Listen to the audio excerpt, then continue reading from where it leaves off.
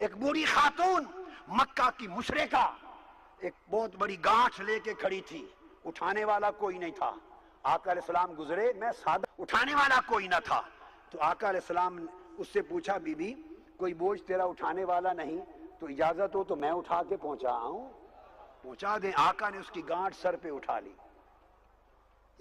اس بڑھیا کی، مشرکہ بڑھیا کی گانٹھ سر پہ اٹھا لی. اس کے گھر پہنچے دور سفر کر کے.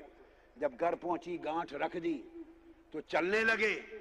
تو اس بڑھیا مشرکہ بڑھیا نے پوچھا کہ جوان تو نے مجھ پر بڑا احسان کیا، بڑا احسان کیا، تو میں تمہارے احسان کی وجہ سے ایک نصیحت کر دوں تو میری نصیحت سن لو.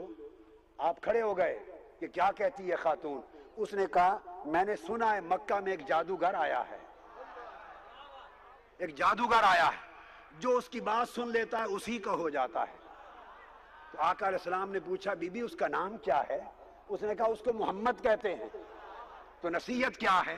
اس نے کہا نصیحت یہ ہے کہ کہیں اس کو نہ دیکھنے چلے جانا، اس کی بات نہ سننے چلے جانا، بس بچ جانا. جب یہ بات سن چکی تو آقا نے فرمایا بی بی وہ محمد میرا ہی نام ہے. جب یہ کہا آقا نے فرمایا وہ بوڑھی عورت میرے مصطفیٰ کے قدموں پہ گر پڑی، قدموں پہ گر پڑی اور عرض کیا اے جوان اگر محمد آپ کا نام ہے تو میں آپ کا کلمہ پڑھتی ہوں.